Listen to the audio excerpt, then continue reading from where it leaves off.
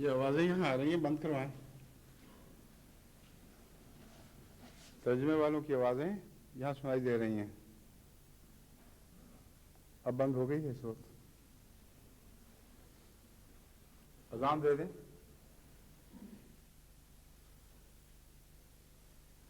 اللہ اکبر اللہ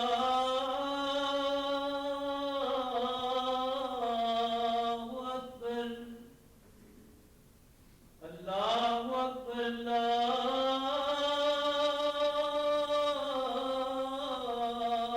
اکبر اشہد ان لا الہ الا اللہ اشہد ان لا الہ الا اللہ اشہد ان محمد رسول اللہ اشہد ان محمد رسول اللہ حی علی الصلاۃ حی علی الصلاۃ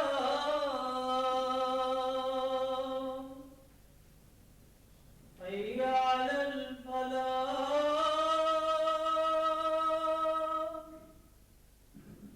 حی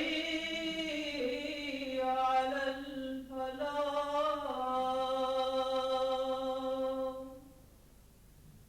اللہ اکبر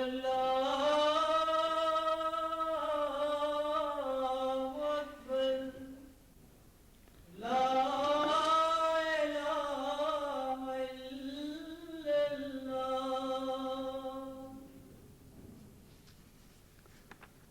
اشہد ان لا الہ الا اللہ وحدہ لا شریک لہ واشہد ان محمدا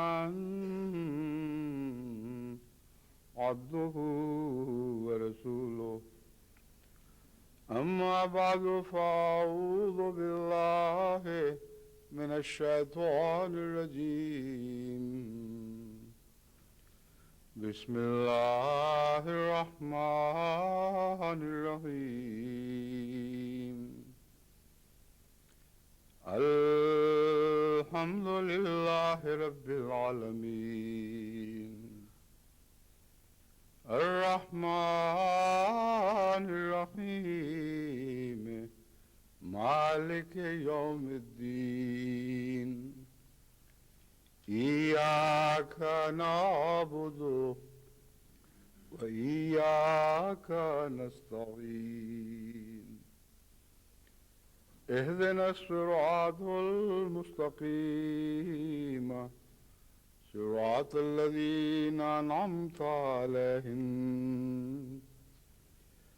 غیر المغضوب علیہم ولا الضالین الذين يحملون العرش ومن حوله يسبحون بحمد ربهم ويؤمنون به ويستغفرون للذين آمنوا ربنا وسعت كل شيء رحمة ربنا وسعت كل شيء رحمة وعلما فاغفر للذين تابوا واتبعوا سبيلك وقهم عذاب الجحيم ربنا وادخلهم جنات عدن التي وعدتهم ومن صلح من آبائهم وأزواجهم وذرياتهم إنك أنت العزيز الحكيم وقهم السيئات ومن تق السيئات يومئذ فقد رحمته وذلك هو الفوز العظيم.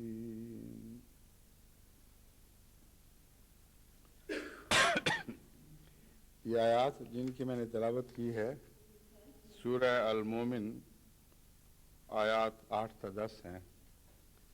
ان سے متعلق کراچی سے ایک نوجوان نے مجھے لکھا ہے کہ کچھ اس مضمون میں کچھ اشتباہ سا ہے، یعنی سمجھنے میں کچھ اشتباہ ہے، اور چونکہ آپ پہلے بھی صفات باری تعالیٰ سے متعلق خطبات کا سلسلہ جاری کیے ہوئے تھے، اس لیے اگر اس کو بھی اس میں داخل کر لیں تو ہو سکتا ہے کئی لوگوں کی الجھن دور ہو جائے.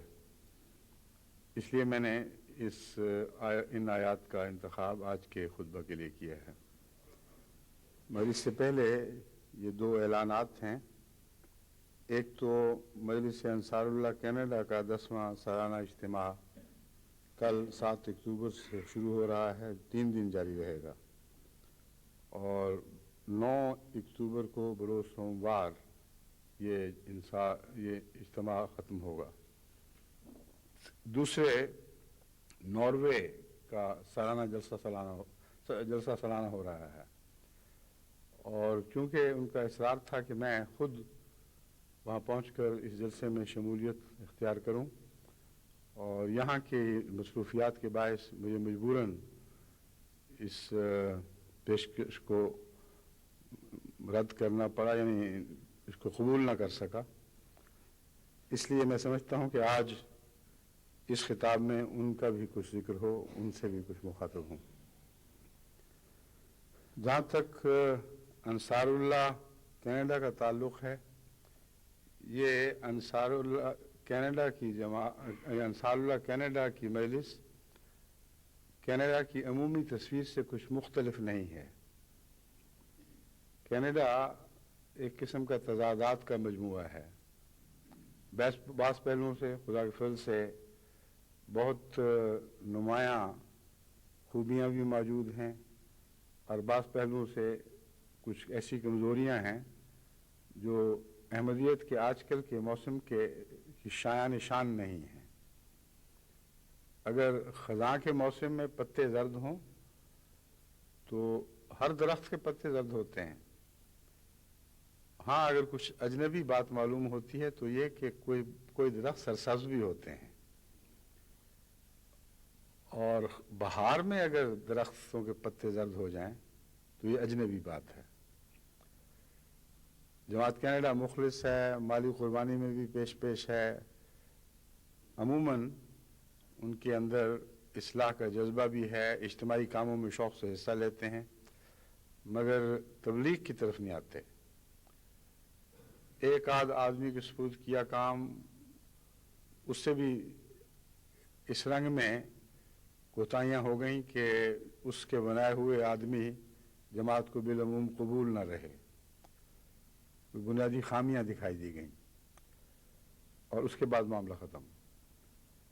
حالانکہ دنیا کی سب جماعتوں میں تبلیغ کے لحاظ سے اتنی نمایاں بیداری ہے کہ وہ زمینیں جو بالکل بنجر دکھائی دیتی تھیں ان میں بھی نشو و نما شروع ہو گئی ہے. اس لیے میں نے کہا کہ بہار کا موسم ہے، اور اس موسم میں خزاں بالکل اجنبی دکھائی دیتی ہے. حضرت اقدس مسیح موعود علیہ السلام کی توقعات کے بالکل برعکس ہے. آپ تو فرماتے ہیں بہار آئی ہے اس وقت خزاں میں، لگے ہیں پھول میرے بوستان میں. تو حضرت مسیح موعود علیہ السلام کا یہ شعر آج تمام دنیا کی جماعتوں کی تصویر بنا ہوا ہے، اور یہ تصویر ان کی ذات میں زندہ ہو گئی ہے. پاکستان جیسے ملک میں جہاں احمدیت کے خلاف مظالم کی حد ہو گئی اور تبلیغ کی راہ میں ہر ممکن روک کھڑی کر دی گئی، وہاں بھی اللہ تعالیٰ کے فضل سے یہی شعر صادق آ رہا ہے کہ بہار آئی ہے اس وقت خزاں میں، لگے ہیں پھول میرے بوستان میں. تو وہ کینیڈا کا بوستان کیوں سب سے الگ ہے؟ یہ قابل فکر بات ہے، ان کو اس طرف سنجیدگی سے توجہ کرنی چاہیے۔ اگر ایک صحت مند وجود میں ایک چھوٹا سا بھی نقص ہو تو وہ نمایاں دکھائی دیتا ہے۔ اس لیے اگر دوسرے پہلوؤں سے بیچاری کمزور مری پیٹی جماعت ہوتی تو شاید یہ بات اتنی نمایاں دکھائی نہ دیتی، کیونکہ خزاں کے موسم میں بھی بعض جھاڑ ایسے ہیں، بعض درخت ایسے ہیں بہار کے موسم میں بھی جن کا رنگ زرد ہی ہوتا ہے بیچاروں کا۔ اور اس کو اردو میں اس طرح مثال کے طور پر بیان کیا گیا ہے کہ کسی نے پوچھا میاں روتے کیوں ہو، تو اس نے کہا میری شکل ہی ایسی ہے۔ تو بعض بیچارے پودوں کی شکل ہی خزاں رسیدہ ہوتی ہے۔ اگر ایسی بات ہوتی تو میں نمایاں طور پر محسوس نہ کرتا۔ ان کی شکل تو ایسی نہیں جیسا وہ بن کے دکھا رہے ہیں۔ ہاں بعض جماعتوں میں جہاں آغاز ہے تربیت کا، ابھی پوری طرح بیداری نہیں ہوئی، وہاں ہر طرف زردی کے آثار ہیں، مگر یہاں سبزی کے بیچ میں یہ زردی بہت ہی بری دکھائی دیتی ہے۔ ایسا داغ ہے جو اور زیادہ نمایاں ہو جاتا ہے۔ اس لیے میں جماعت کینیڈا کو اور مجلس انصار اللہ کو خصوصیت سے نصیحت کرتا ہوں کہ کچھ ہوش کریں۔ اگر جلد اس بیماری کو دور نہ کیا تو یہ بیماریاں پھر پھیلنے لگتی ہیں، اور خاص طور پر ایسے موسم میں جب کہ سب دنیا کے مزاج سے الگ ایک مزاج بنا لیا گیا ہو، اس وقت یہ بیماری بعض دفعہ دوسری خوبیوں کو بھی کھا جاتی ہے۔ اس لیے اس کی فکر کرنی چاہیے، جلد از جلد اپنی صحت کی طرف توجہ دیں۔ ایک دو کی بحث نہیں، ساری جماعت کو تبلیغ کے میدان میں جھونک دینے کا وقت آ گیا ہے، اور اس کے پھر جو تازہ شیریں پھل ملیں گے وہ ساری جماعت کے لیے زندگی کا موجب بنیں گے۔ وہ روحانی لحاظ سے پھل ہیں، یعنی ان کو ویسے تو نہیں کھا سکتے آپ، مگر وہ پھل ایسے ہیں جن کی شیرینی کا لطف تو اٹھا سکتے ہیں، ان کی خوشبو ان کی لذت سے فیضیاب ہو سکتے ہیں، اور اس کے نتیجے میں جماعت میں ایک نئی تازگی پیدا ہو جاتی ہے، نیا حوصلہ آتا ہے۔ جہاں جہاں بھی خدا تعالیٰ کے فضل سے جماعت نے دعوت اللہ کے کام کیے ہیں، ان کے مردے بھی جی اٹھے ہیں۔ وہ لوگ جن کے متعلق کسی جماعت کو وہم و گمان میں بھی نہیں تھا کہ ان میں کوئی روحانی زندگی کے آثار ہیں، بس ساتھ زندہ تھے مگر کوئی ایسے آثار نہیں تھے جس سے ان میں حرکت دکھائی دے، ان سے توقعات کی جا سکیں، مگر جو رپورٹیں آتی ہیں ان سے پتہ چلتا ہے کہ جہاں جہاں بھی کوئی داعی اللہ بن گیا اس کی کیا پلٹ گئی ہے۔ اور یہی حال ہے جرمنی میں خدا کے فضل سے۔ وہ بیچارے جو تربیت کے لحاظ سے بہت ہی پسماندہ اور محتاج تھے، ایسی جماعتوں سے آئے تھے جہاں لمبے عرصے سے تربیت نہیں کی گئی، یا کی گئی تو انہوں نے اس کو رد کر دیا۔ جب وہ داعی اللہ بنے ہیں تو ان کی کیا پلٹ گئی ہے خدا کے فضل سے۔ اپنے لیے بھی دعائیں کرتے ہیں، اپنے ان زیر تبلیغ دوستوں کے لیے بھی دعائیں کرتے ہیں جن پر ان کی نظر ہے، پھر ان کے لیے بھی کرتے ہیں جو ان کی جھولی میں پھل کے طور پر گرا دیے گئے۔ بس بہت ہی قابل فکر بات ہے جماعت کینیڈا کو، اور اس میں خاص توجہ دینی چاہیے۔ اور انصار اللہ کی تو عمر ایسی ہے کہ اب اس کے بعد پھر دوسری دنیا کا سفر ہی ہے نا۔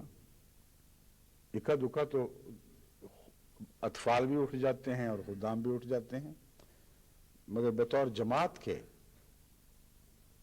انصار کے پرلی طرف کوئی اور جماعت نہیں ہے جس میں وہ شامل ہو جائیں گے۔ اطفال کی جماعت بڑی ہوتی ہے، خدام میں داخل ہو جاتی ہے۔ ناصرات کی جماعت بڑی ہوتی ہے، لجنہ میں چلی جاتی ہے۔ خدام کی جماعت بڑی ہوتی ہے، انصار اللہ میں داخل ہو جاتی ہے۔ انصار کی جماعت 1000 سال کی بھی ہوگی تو اگلی دنیا میں جائے گی۔ تو بحیثیت جماعت ان کا انجام دوسری دنیا کی طرف سفر میں ہے۔ تو جہاں دوسری دنیا کا سفر بالکل صاف سر پہ کھڑا دکھائی دے رہا ہو، وہ اسٹیشن ہی وہی ہے جہاں آ کے گاڑی ٹھہرنی ہے، تو پھر اور زیادہ فکر کی ضرورت ہے۔ ایسے وقت میں تو انسان کو اگر ساری عمر میں کچھ نہیں بھی کیا تو کوشش کرنی چاہیے کہ کچھ اتنی کمائی کر لے کہ خدا کے حضور حاضر ہو تو کچھ پیش تو کر سکے۔ حضرت مسیح موعود علیہ السلام فرماتے ہیں بے خبر بخدمت قرآن کمر زبان زاں پیشتر کہ بانگ برایت فلان امان. حضرت مسیح موعود علیہ السلام کا شعر ہے یا کسی اور کا، مجھے اس پر پورا قطعی طور پر تو یاد نہیں، مگر میرے ذہن پہ تو یہی تاثر تھا کہ حضرت مسیح موعود علیہ السلام ہی کا شعر ہے. مگر شعر کا مضمون تو باہر حضرت مسیح موعود علیہ السلام کا، اس میں تو قطعی شک کوئی نہیں کہ ایک بے خبر قرآن کی خدمت پر اپنی کمر کس لے زاں پیشتر اس وقت سے پہلے کہ بانگ برآیت کہ آواز سنائی دے ایک آواز بلند ہو فلاں نہ مان، وہ نہیں رہا یعنی اس دنیا سے اٹھ گیا ہے. تو انصار اللہ کی عمر تو یہ بانگیں سننے کی عمر آ گئی ہے جو ان کے جانے کے بعد دوسروں کو سنائی دے گی. مگر اگر اچھے کام یہاں کر لیں گے، خدا تعالیٰ کو راضی کرنے کے لیے محنت کریں گے، کچھ زیادہ راہ بنا لیں گے، تو آسمان سے بھی تو ایک بانگ اٹھے گی جہاں اللہ تعالیٰ یہ فرمائے گا یا ایتھا النفس المطمئنہ یا ایتھا النفس المطمئنہ ترجعی الی ربک راضیۃ مرضیہ. اے میرے مطمئن نفس، یعنی میرے ذات سے مطمئن ہونے والے پیارے، آ جا، لوٹ کے میری طرف آ جا، راضیۃ مرضیہ، تو مجھ سے راضی ہے، میں تجھ سے راضی ہوں. تو دو قسم کی بانگیں ہیں جو بہرحال انجام کے وقت سنائی دیتی ہیں. ایک جانے والوں کے لیے پیچھے اٹھتی ہے اور ایک جانے والوں کو استقبال میں آسمان سے اترے گی. تو اس آواز کے لیے کیوں اپنے آپ کو تیار نہیں کرتے، اور پھر ایسا تیار کریں کہ جن کو آپ اپنی دعوت اللہ کے نتیجے میں خدا کا قرب عطا کرنے میں ایک بہانہ بن چکے ہوں، وہ آپ کی یاد میں ہمیشہ آپ کو دعائیں دینے لگیں. محض فلاں امان کی آوازیں نہ اٹھیں، بلکہ یہ آوازیں اٹھیں کہ کاش وہ رہتا اور ہم چلے جاتے. وہ ایسا پاک وجود تھا کہ اس کے جانے سے خلا پیدا ہو گیا ہے. بس انصار اللہ خواہ کینیڈا کے ہوں خواہ دنیا میں کسی جگہ کے ہوں، ان کو خصوصیت کے ساتھ اس اپنی حیثیت کو پیش نظر رکھنا چاہیے کہ بحیثیت جماعت وہ ایک مرنے والی جماعت ہے، یعنی مادی طور پر مرنے والی، مگر اس طرح مریں کہ ہمیشہ کے لیے زندہ ہو چکے ہوں تو تب ان پر موت آئے. مر کے مر جانا یعنی ہمیشہ کی موت کو قبول کر لینا، یہ کوئی شعور کی بات نہیں، کوئی عقل کی بات نہیں ہے. یہ بہت ہی نقصان کا، گھاٹے کا سودا ہے. بس میں امید رکھتا ہوں کہ انصار اللہ دنیا میں ہر جگہ میرے اس پیغام کو غور سے سنیں گے، سمجھیں گے، اور اپنے اندر اور اپنے میں سے جو کمزور تر ہیں ان کے اندر نئی زندگی پیدا کرنے کی کوشش کریں گے. اور سب سے اچھا زندگی پیدا کرنے کا ذریعہ دعوت اللہ ہے. دعوت اللہ کام ایسا ہے کہ جو دونوں طرف نفع بخش ہے. جو بلاتا ہے اس کو بھی زندہ کرتا ہے، جس کو بلایا جاتا ہے وہ بھی زندہ ہو جاتا ہے. بس خدا تعالیٰ سب سے زیادہ زندہ کے سپرد یہ کام کرتا ہے. حضرت صلی اللہ علیہ وآلہ وسلم کے متعلق فرمایا کہ یہ بلانے والا جب بلائے تاکہ تمہیں زندہ کرے تو اس کی آواز پہ لبیک کہا کرو. بس زندگی یعنی روحانی زندگی ایک ایسی عظیم چیز ہے کہ جب یہ عطا کی جاتی ہے تو جس کو عطا کی جاتی ہے اس کی طرف سے عطا کرنے والے کو بھی ایک فیض ملتا ہے، وہ اور بھی زیادہ زندہ ہو جاتا ہے. اور جو زندہ ہو وہی زندگی بخش سکتا ہے، غیر زندہ کو توفیق نہیں ملتی. بس وہ لوگ جو محنت کرتے ہیں اور پھل نہیں پاتے، جب وہ دعائیں کرتے ہیں، فکر کرتے ہیں، ان کے اندر تربیت کے لحاظ سے بھی ایک مربی بیدار ہو جاتا ہے. ایک دعائیں کرنے والا بزرگ ان کے نفس میں سے پیدا ہوتا ہے اور ہر پہلو سے وہ پہلے سے زندہ تر ہونے لگتے ہیں. بس میں امید رکھتا ہوں جماعت بحیثیت مجموعی صرف انصار اللہ ہی نہیں، آج کے اس دور کے اہم ترین تقاضے کو پورا کریں گے اور دعائیں مانگتے ہوئے اللہ تعالیٰ کے فضل سے اپنی تمام تر صلاحیتوں کو تبلیغ کے میدان میں جھونک دیں گے. جہاں تک ناروے کا تعلق ہے، ناروے کی جماعت اللہ تعالیٰ کے فضل سے دن بدن ترقی پذیر ہے اور ہر پہلو سے ایسی ترقی کر رہی ہے کہ جس سے دل کو حقیقی خوشی پہنچتی ہے۔ دعوت اللہ کا کام بھی جاری ہے، اگرچہ اتنا زیادہ نہیں جتنا دوسری خوبیوں میں جماعت ناروے آگے بڑھ چکی ہے، مگر اپنی توفیق اور حیثیت کے لحاظ سے خدا کے فضل سے بہت سی جماعتوں سے نسبتاً آگے ہیں، اور یہ روح دن بدن نمایاں ہو رہی ہے۔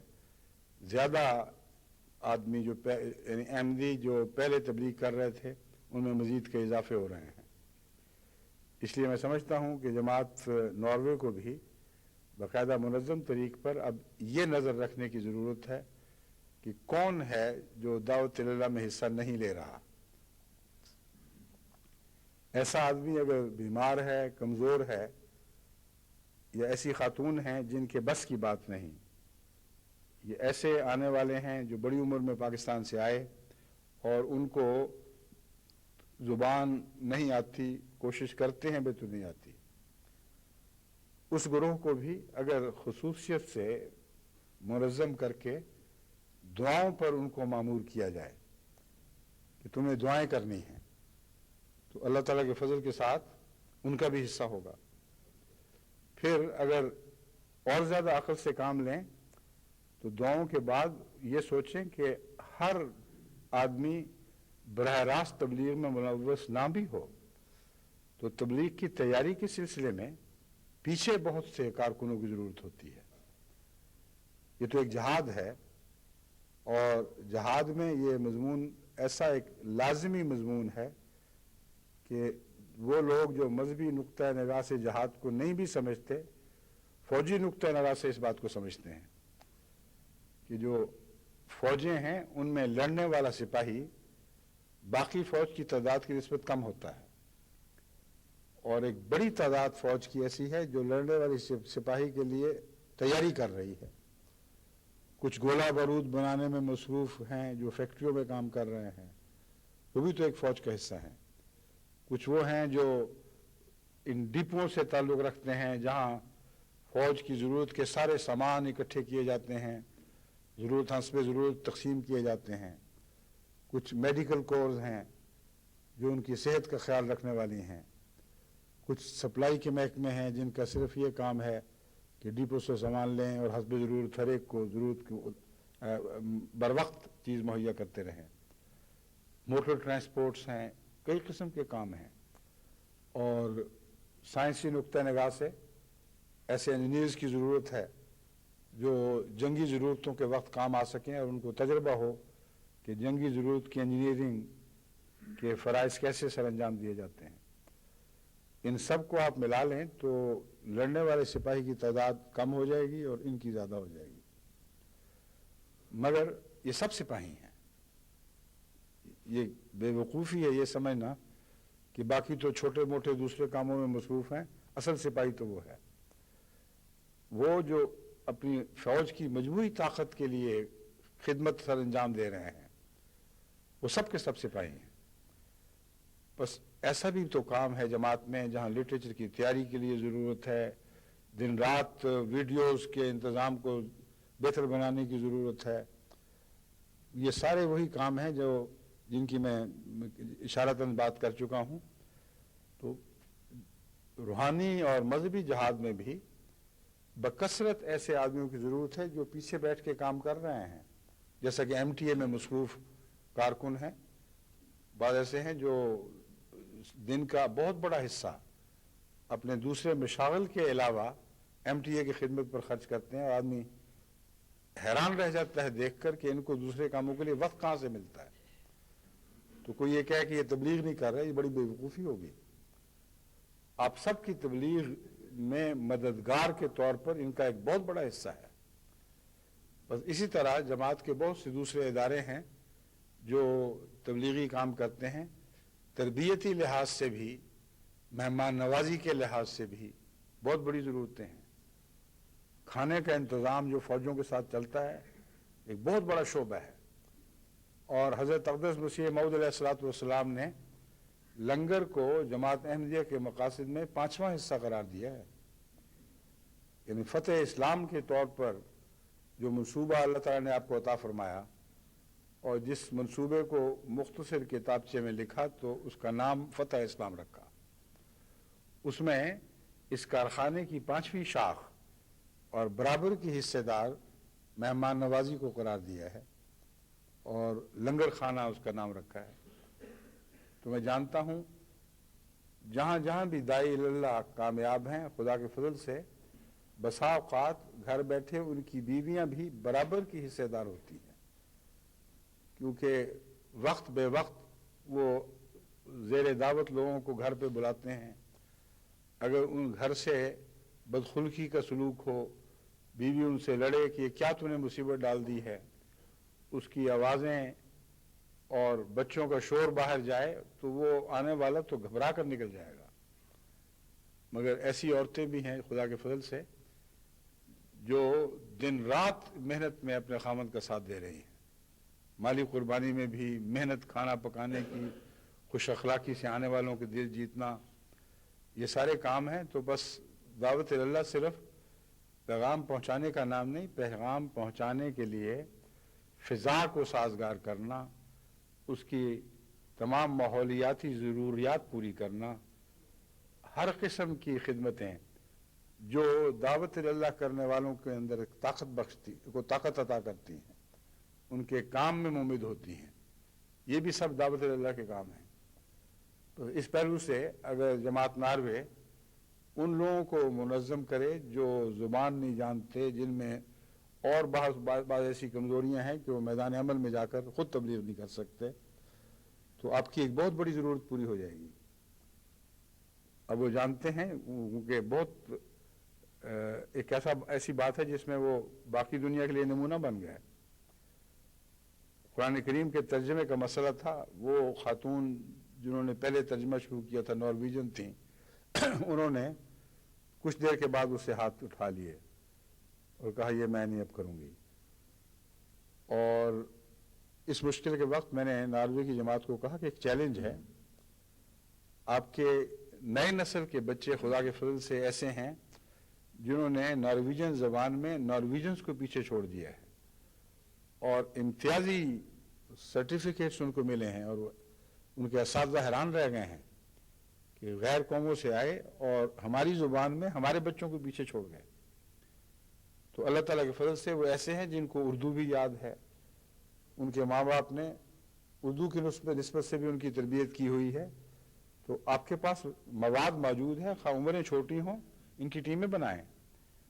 اور انہوں نے پھر جو خدا کے فضل سے اللہ امیر صاحب کو جزا دے، جو بھی کام کہا جاتا ہے فوراً سرگرم عمل ہو جاتے ہیں. اپنی تعلیم جیسی بھی ہو، مگر جو اطاعت کا جذبہ ہے وہ ایسا نمایاں ہے کہ ایک سیکنڈ دیر نہیں لگنے دیتے، ادھر پیغام ملا ادھر وہ کام شروع کر دیا. تو انہوں نے دیکھتے دیکھتے ٹیمیں بنا لیں اور اس تیزی سے وہ ترجمہ ہوا ہے کہ میں حیران رہ گیا. مجھے یہ خطرہ پیدا ہوا کہ کہیں یہ ترجمہ بالکل نکما ہی نہ ہو جو اس قدر تیز ہو گیا ہے. تو یہاں کی چوٹی کی کمپنی کو جب اس کا نمونہ بھیجا تو انہوں نے کہا بہترین ترجمہ ہے، ایک نقص بھی ہم نہیں نکال سکتے. تو یہ دیکھیے اللہ تعالیٰ نے اب یورپ میں ہمیں وہ نئی نسلیں عطا کر دی ہیں جن کو وہاں کی زبان انہی لوگوں سے سیکھنے کی توفیق ملی ہے، جس طرح ان کے بچوں نے سیکھی ویسے انہوں نے سیکھی. اور اردو بھی آتی ہے، بہتوں کو انگریزی بھی آتی ہے، اور ہماری وہ بڑھتی ہوئی لٹریچر کی ضرورتیں جن کے متعلق فکر رہتا تھا کہ اب کیسے پوری ہوں گی، اللہ تعالیٰ نے ہمارے سامنے دیکھتے دیکھتے ہماری کوشش کے بغیر خود بخود پوری کر دی اور پھر ان کے دلوں پر قبضہ کر لیا. یورپ میں پلنے والی نئی نسلوں کا اپنے آپ کو اس طرح پیش کر دینا جس طرح تمام یورپ میں جب بھی کہا گیا احمدی بچوں اور بچیوں نے پیش کیا ہے، اس کی مثال آپ کو دنیا میں دکھائی نہیں دے سکتی. یہاں تو پلنے والے بچے اپنے گھروں کے نہیں رہتے، اپنے ماں باپ سے اجنبی ہو جاتے ہیں. وجہ یہ کہ مذہب کے نام پر جو اس زمانے میں ایک قدیم سی بات سمجھی جاتی ہے، ان کو بلایا جائے اور ذوق شوق سے آئیں اور سنیں کہ لوگ اکٹھے ہو رہے ہیں تو بغیر بلائے بھی آنا شروع ہو جائیں. خط لکھیں، اصرار کریں کہ ہم بھی تو ہیں، ہمیں بھی تو خدمت کا موقع دو۔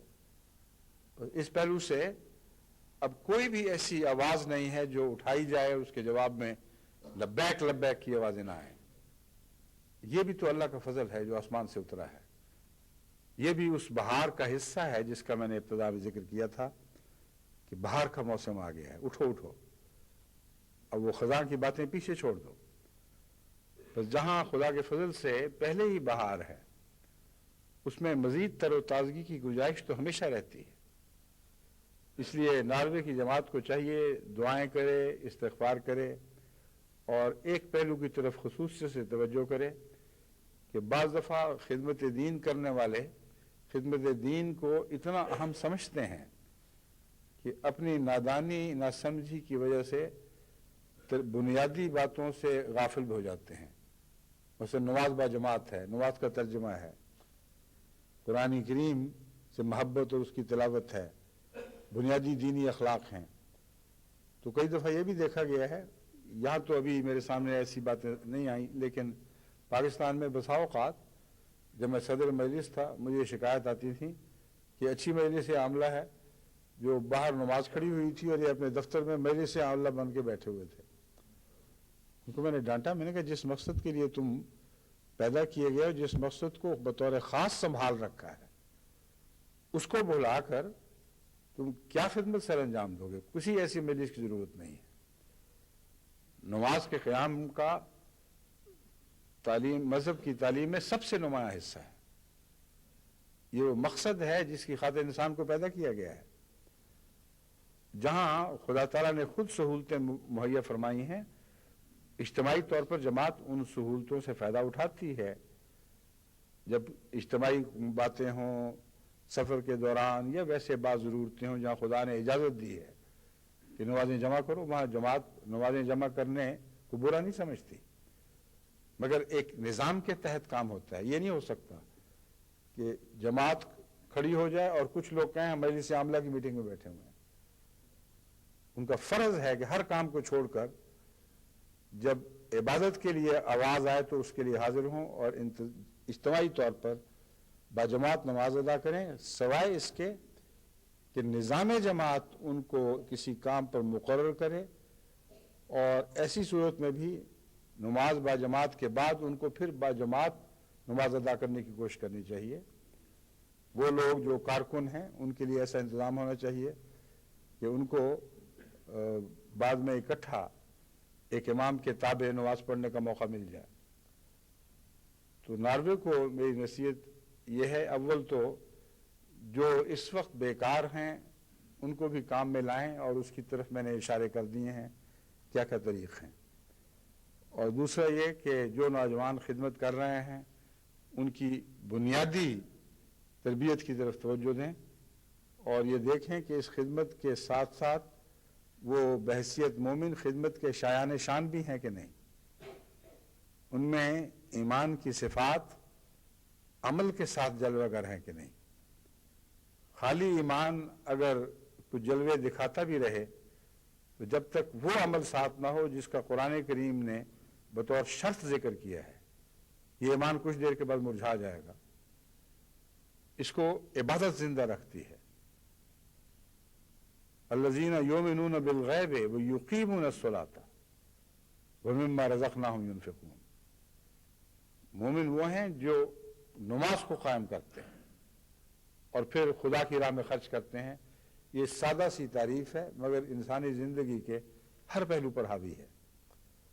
بس میں امید رکھتا ہوں کہ جماعت ناروے خصوصیت سے اس پہلو کی طرف بھی توجہ دے گی، کیونکہ اگر یہ کرے گی تو ان کی نیکیوں کو استقلال نصیب ہو جائے گا، ان کی نیکیاں دائمی ہو جائیں گی، کیونکہ عبادت کرنے والے کی نیکیوں کی حفاظت عبادت کرتی ہے۔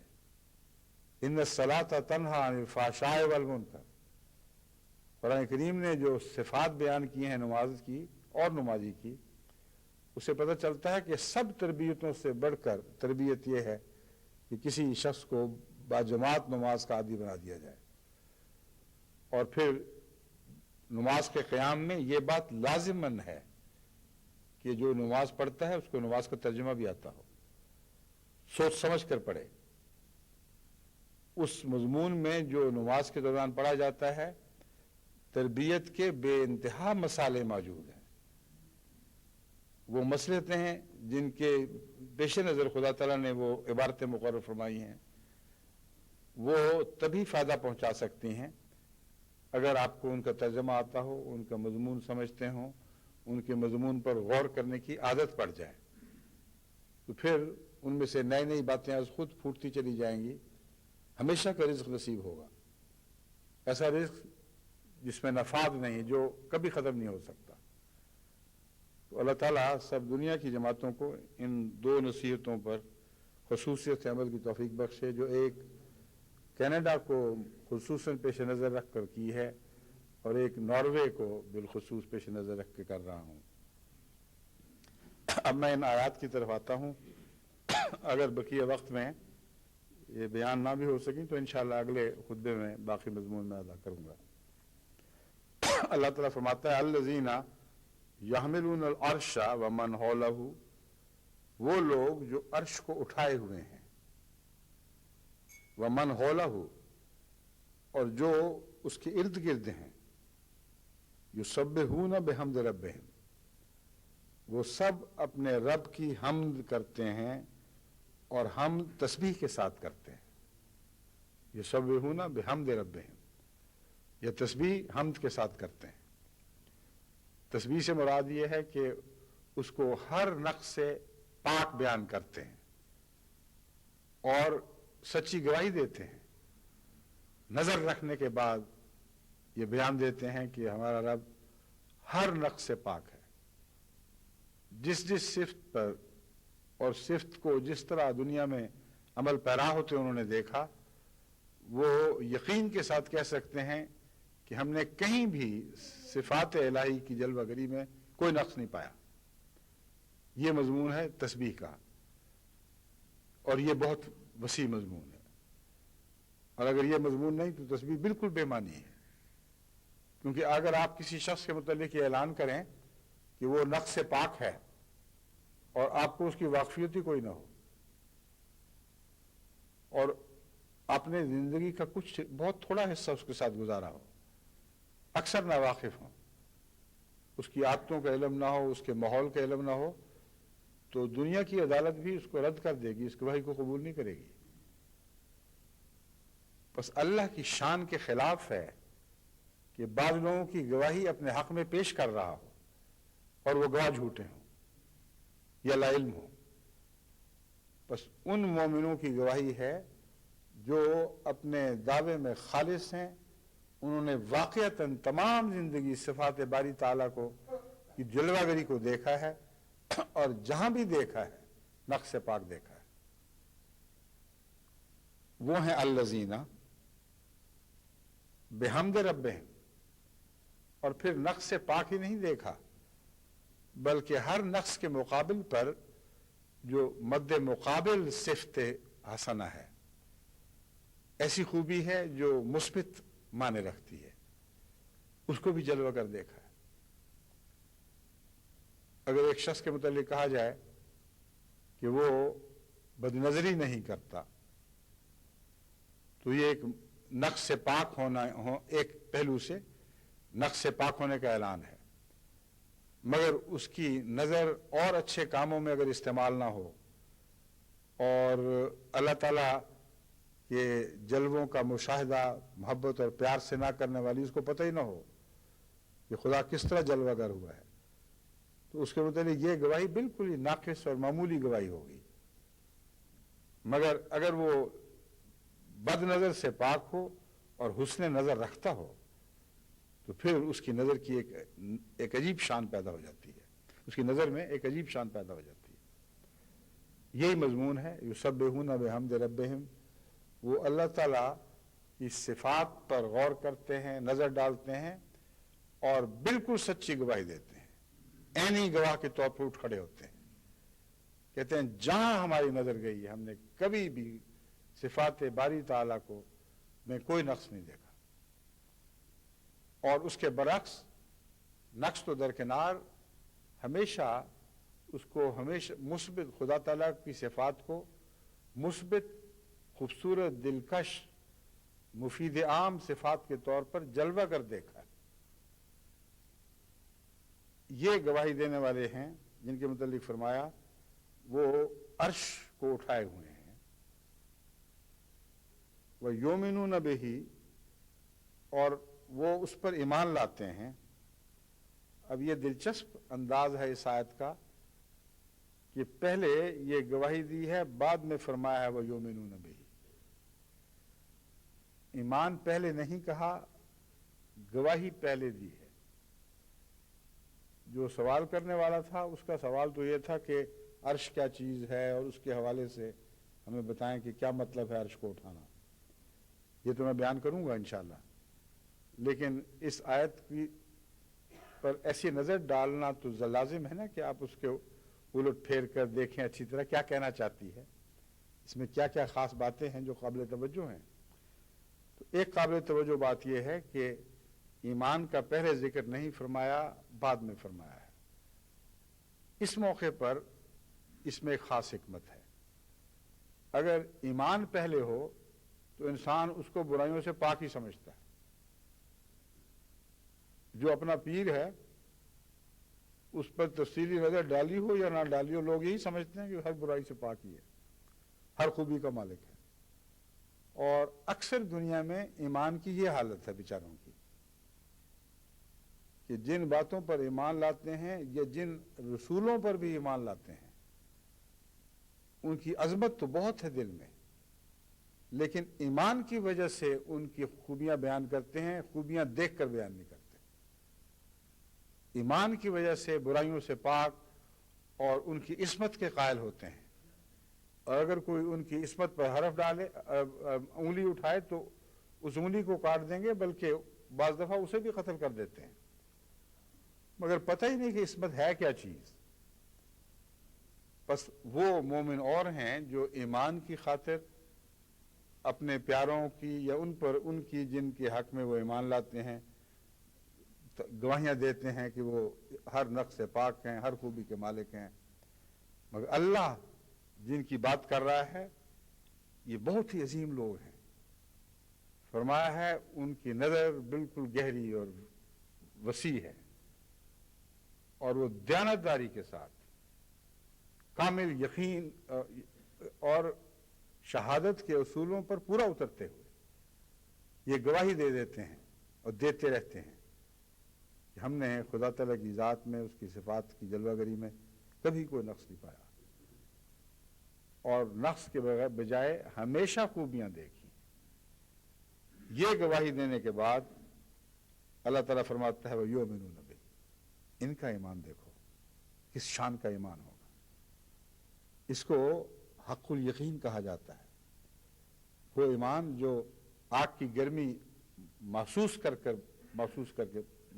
پیدا ہوتا ہے، وہ ایمان جو ٹھنڈا پانی پی کر، ٹھنڈا پانی پینے والے کو اس کی خوبیوں میں آتا ہے، وہ ایمان اور طرح کا ہے.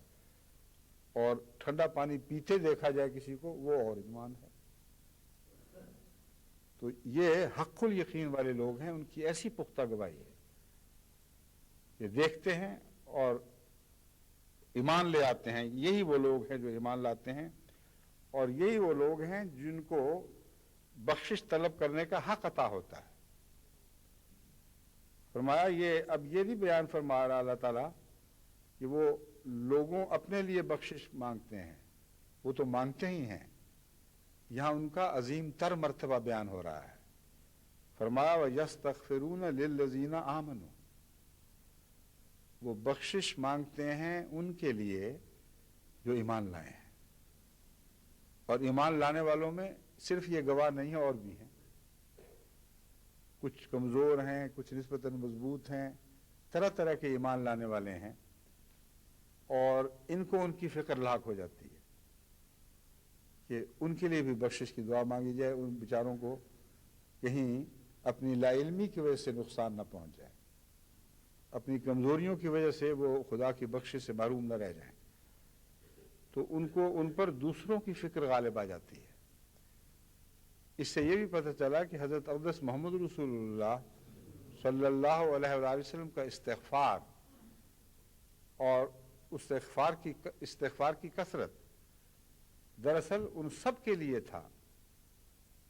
یعنی ان کی کثرت اس لیے تھی کہ وہ استغفار ان سب کے لیے تھا جن کی ذمہ داری حضرت صلی اللہ علیہ وآلہ وسلم پر ڈالی گئی تھی.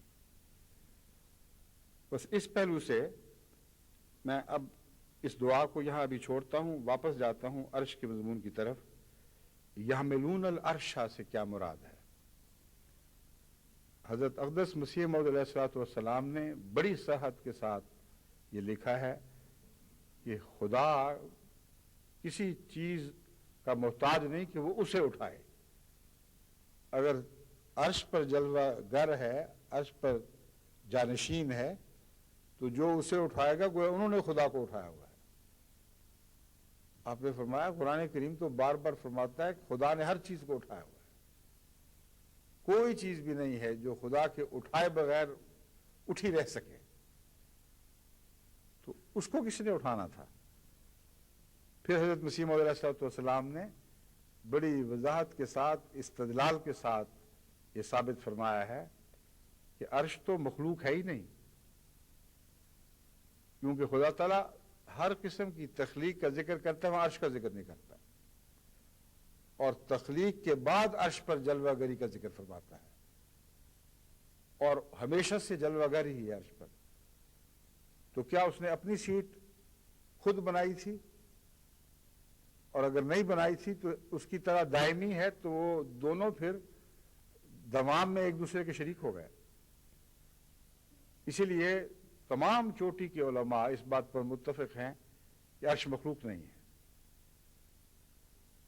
اور اس لیے مخلوق نہیں ہے کہ صفت ہے ایک، اور صفات مخلوق نہیں ہوا کرتی. حضرت مسیح موعود علیہ الصلوۃ والسلام نے عرش کے مضمون کو خوب کھولا ہے، اور یہاں یحملون العرش سے آپ کو سمجھ آ جانی چاہیے تھی کہ عرش سے مراد کیا ہے. یہاں وہ خدا کے مومن بندے جو اللہ تعالیٰ کے غلبے کے لیے اپنا سب کچھ قربان کر دیتے ہیں، اپنی تمام طاقتیں پیش کر دیتے ہیں، اور اس بوجھ کو اٹھانے کے لیے تیار ہو جاتے ہیں جو خدا تعالیٰ کو دنیا میں غالب کرنے کے لیے ان کی ذمہ داری ہوتی ہے. یہ وہ حمل ہے جس کی بات ہو رہی ہے. بس وہ دعا جو آپ کرتے ہیں، ربنا ولا تحملنا ما لا طاقت لنا بہ، اس کی سمجھ آئی کہ اس سے مراد عرش کا اٹھانا ہے. اے خدا، ہم تیرے عرش کو اٹھانے والے ہیں. ہم چاہتے ہیں کہ تیری صفات کو اپنے اوپر بھی جلوہ گر کریں، اور تمام دنیا میں ان صفات کو نافذ کر دیں، ان صفات سے کا عرفان بخشیں، اور انسانوں کی رگ و پے میں وہ صفات دوڑنے لگیں. یہ ہماری تمنا ہے، یہ ہم سے توقعات ہیں.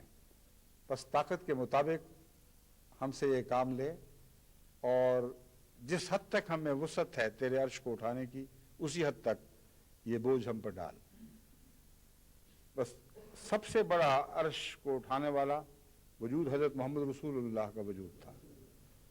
اس لیے وہ ترجمہ کرنے والے جو یہاں فرشتے ترجمہ کرتے ہیں، اور بہت سے علماء اور چوٹی کے بزرگوں نے بھی یہ ترجمہ کیا ہوا ہے، وہ اس لیے کرتے ہیں کہ بعض دوسری جگہ بھی فرشتوں کے حوالے سے عرش کو اٹھانے کا مضمون بیان ہوتا ہوا معلوم ہوتا ہے، حالانکہ وہاں بھی فرشتوں کا ذکر نہیں ہے. اصل عرش اٹھانے والے حضرت محمد مصطفیٰ صلی اللہ علیہ وآلہ وسلم اور آپ کے ساتھی ہیں، کیونکہ خدا سب سے زیادہ حضرت صلی اللہ علیہ وآلہ وسلم کے دل پر جلوہ گر ہوا ہے. کوئی دنیا کا انسان، باشعور انسان، علم کے بعد اس کا انکار نہیں کر سکتا. یہ کوئی ایسی بات نہیں جس میں فرقوں کا اختلاف ہو، بلکہ ہر مذہب والا جب وہ غور کرے گا قرآن کریم پر اور دیکھے گا کہ جس طرح خدا کی صفات قرآن کریم میں بیان ہوئی ہیں، اس کا عشر اشیر بھی دوسری الہی کتب میں نہیں ملتا، اور جس تفصیل کے ساتھ بیان ہوئی ہیں، اور جس تفصیل سے حضرت اقدس محمد رسول اللہ صلی اللہ علیہ وآلہ وسلم نے ان پر روشنی ڈالی، اور خود اپنی ذات میں جاری کر کے ان کو دکھایا۔ یہ مضمون اسلام جیسا کہیں کسی دنیا میں کے خطے میں کسی مذہب میں دکھائی نہیں دیتا۔ تو اصل حمل عرش سے مراد خدا تعالیٰ کی صفات کو جاری کرنا اور ان کا مظہر بننا ہے، اور اسی لیے الذین سے پہلے جو مضمون ہے وہ ان انسانوں کی بات ہو رہی ہے جو خدا کے پیغام کو رد کر دیتے ہیں، اور ان کے مد مقابل وہ انسان بیان ہوئے ہیں جو خدا کے پیغام کو نہ صرف قبول کرتے ہیں بلکہ اس کا مظہر بن جاتے ہیں اور سب سے زیادہ ذمہ داری اس کی ادا کرتے ہیں۔ یہ جو آیات ہیں سورہ حامیم سے لی گئی ہیں، یا نہیں، سورہ المومن سے، اور اس کی پہلی آیت حامیم ہے۔ اس میں بیان ان لوگوں کا ہے شروع میں جنہوں نے انبیاء کا انکار کیا۔ صفات باری تعالیٰ کے بیان کے بعد پھر ان کا ذکر شروع کرتا ہے، بس جو عرش بعد میں آئے گا اس کا تعلق صفات سے ہے۔ اللہ تعالیٰ فرماتا ہے حامیم، یہ وہ قرآن کی آیات ہیں جو خدا کی حمد بیان کرتی ہیں اور اس کا مجد بیان کرتی ہیں، اس کی بزرگی کے جلوے دکھانے والی آیات ہیں۔ غافر الذنب، وہ گناہوں کے بخشنے والا ہے، اور قابل التوبہ، اور توبہ کو قبول کرنے والا ہے، شدید العقاب، جب پکڑتا ہے تو بہت سخت پکڑ ہے اس کی، ذی الطول، اور اس کی پہنچ بہت ہے، اس کی وسعتوں کی انتہا کوئی نہیں، اور ذی الطول میں بخشش کا بے پناہ ہونا بھی اس میں موجود پایا جاتا ہے۔ بس ذی الطول کا جو ترجمہ مسلم موعود نے کیا ہے وہ ہے بڑا احسان کرنے والا ہے۔ طول میں دراصل اس کی وسعت، اس کی عظمت، اس کی رحمتوں کی انتہا، یہ ساری چیزیں آ جاتی ہیں۔ اس لیے ذنب کے مضمون کے بعد فرمایا وہ مغفرت تو کرنے والا ہے لیکن بے دھڑک بھی نہ ہو جانا، یہ نہ سمجھ لینا کہ چونکہ مغفرت کرنے والا ہے اس لیے بے دھڑک ہو کر جسارتیں کرنے لگو، کیونکہ جب وہ پکڑتا ہے تو بہت سخت پکڑتا ہے، اس کی پکڑ سے پھر کوئی چیز کسی وجود کو بچا نہیں سکتی۔ لیکن یاد رکھنا کہ پکڑ کا مزاج غالب مزاج نہیں ہے، جو غالب مزاج ہے وہ ذی الطول ہے، بہت ہی کریم ہے، بے انتہا خوبیوں کا مالک اور احسان کرنے والا۔ بس طول کے لفظ میں ہر قسم کی صفات کی وسعتیں آ جاتی ہیں۔ لا الہ الا ہو، اس کے سوا اور کوئی معبود نہیں ہے، الہ المصیر، مگر یاد رکھنا لوٹ کر اسی کی طرف جانا ہے۔ بس اس مضمون کے بعد پھر فرمایا کہ جو اہل علم ہیں، اہل عقل ہیں، وہ جرأت نہیں کرتے کہ اس کے نشانات کا انکار کریں۔ ما یجادل فی آیات اللہ الا الذین کفروا، صرف کافر ہی ہیں جو پھر اس کی صفات میں بحث کرتے ہیں، اس کے متعلق بےہودہ نامناسب باتیں کرتے ہیں اور پھر اپنی طرف سے اپنے حق میں دلائل بھی پیش کرتے ہیں۔ یہ وہ ہیں جو جدال کرنے والے لوگ ہیں۔ ولا یغررک تقلبہم فی البلاد، وہ دنیا میں ایسے لوگ دوڑے پھرتے ہیں آزادانہ، جو چاہیں کرتے پھریں۔ اللہ تعالیٰ فرماتا ہے تجھے یہ بات دھوکے میں مبتلا نہ کر دے، یہ لوگ غالب ہیں، یہ آزاد ہیں، اپنی من مانیاں کرنے والے ہیں، ان کو وسعتیں عطا ہوئی ہیں، جس ملک میں جائیں جو چاہیں پروپیگنڈا کریں۔ فرمایا یہ بات تجھے مبتلا نہ کر دے، کیونکہ اس سے پہلے جن جن لوگوں نے جھٹلایا ہے ان کا انجام دیکھ کے کیا ہوا۔ فرمایا کذبت قبلہم قوم نوح والاحزاب، اس سے پہلے نوح کی قوم نے بھی تو جھٹلایا تھا، والاحزاب، اور کئی قسم کے گروہ اور جتھے تھے جنہوں نے جھٹلا دیا تھا جو حضرت نوح کے بعد آئے۔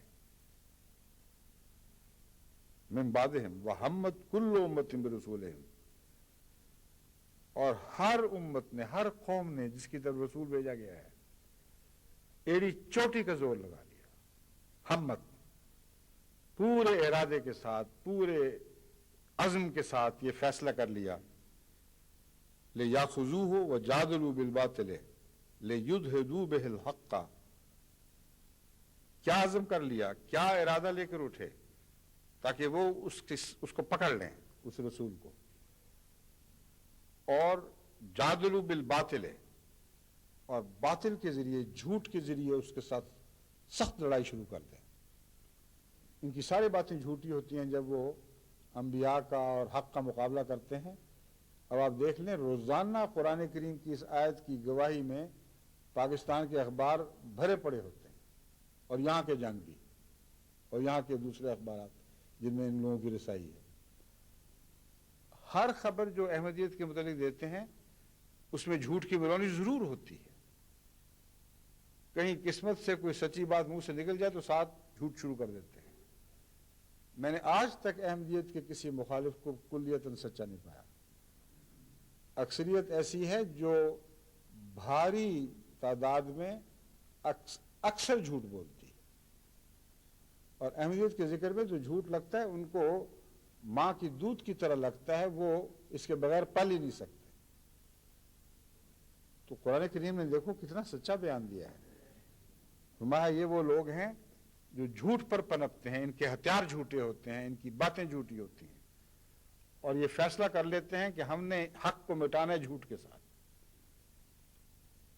کوئی پاکستان کا ہو یا پاکستان سے باہر ہو، ذی شعور ہو، اس میں انصاف کا مادہ ہو، اگر وہ دیکھے کہ ہمارے مد مقابل ہمارے خلاف کس طرح جھوٹ بولتے ہیں، تو صرف یہی بات احمدیت کی صداقت کا قائل کرنے کے لیے اس کو کافی ہونی چاہیے،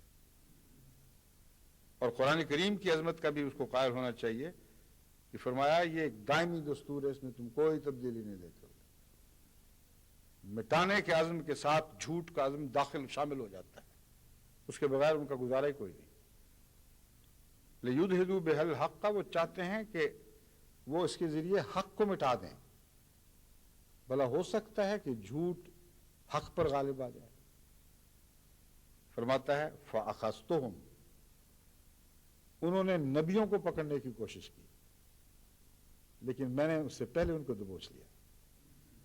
ایک آدمی کسی کی طرف دوڑا جا رہا ہو، اس کو پکڑنے کے لیے اوپر سے ایک ہاتھ اترے اور گردن سے پکڑ کے دبوچ کے اس کو اٹھا کے ہلاکت کے گڑھے میں پھینک دے، یہ نقشہ ہے جو قرآن کریم کھینچ رہا ہے۔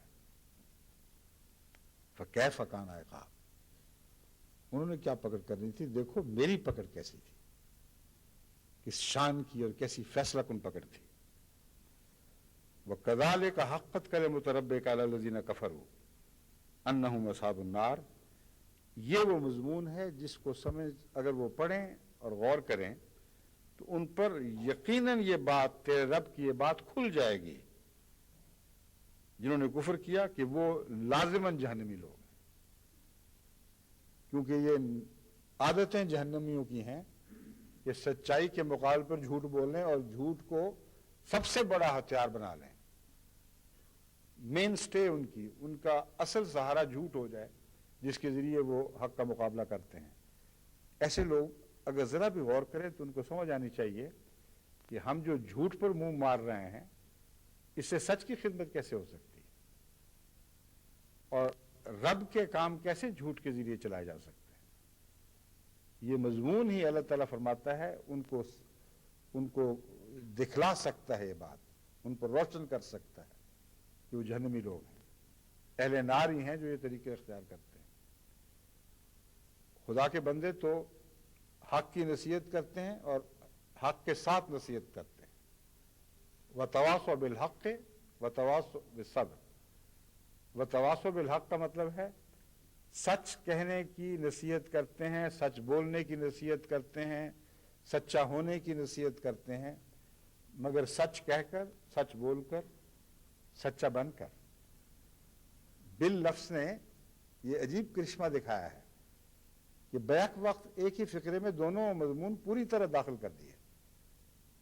حق کی خاطر کام کرتے ہیں مگر حق طریق سے، سچ بولنے کی نصیحت کرتے ہیں سچ بول کر، سچے اعمال کی وصیت کرتے ہیں مگر سچے اعمال اپنی ذات میں پیدا کر کے۔ بس اس پہلو سے اللہ تعالیٰ نے اس مضمون کو بالکل روشن کر دیا، خوب کھول دیا کہ ان پر یہ بات کھل جانی چاہیے تھی کہ حق کو اپنے لیے اپنی تائید میں کسی جھوٹے کی ضرورت نہیں، اور جس کو تم باطل بھی سمجھ رہے ہو اس کو بھی جھٹلانے کے لیے باطل کام نہیں آ سکتا، اور حق تمہارے پاس ہے نہیں۔ تو کیسا کھلا کھلا فیصلہ ہے کہ تم لازماً جہنمی لوگ ہو۔ یہ جہنمیوں کی عادات ہیں، سمجھتے کیوں نہیں؟ ان کے بعد یہ فرمایا الذین یحملون العرش ومن حولہ، کیسی بات کھول دی ہے۔ ان کے مقابل پر مومنون ہیں، اور مومنوں کی جماعت کے سردار حضرت اقدس محمد رسول اللہ ہیں صلی اللہ علیہ وآلہ وسلم۔ انہوں نے وہ ساری ذمہ داریاں اٹھا لی ہیں جو سچائی کو دنیا میں غالب، روشن اور غالب کرنے کے لیے اٹھانی ضروری ہیں۔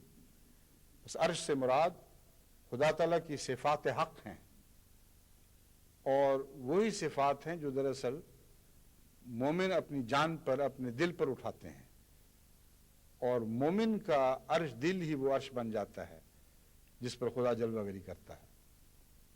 اس کا جو اگلا حصہ ہے وہ انشاءاللہ میں آئندہ خطبے میں بیان کروں گا، وقت گزر چکا ہے۔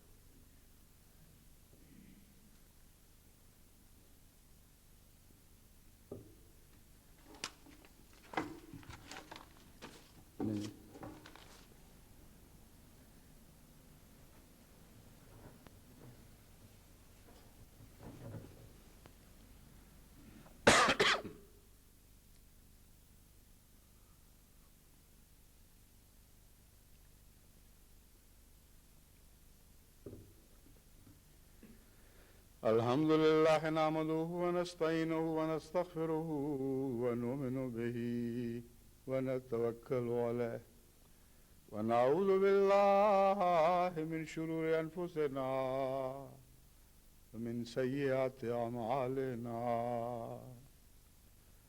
من يهده الله فلا مضل له ومن يضلله فلا هادي له ونشهد أن لا إله إلا الله وحده لا شريك له ونشهد أن محمدا عبده ورسوله عباد الله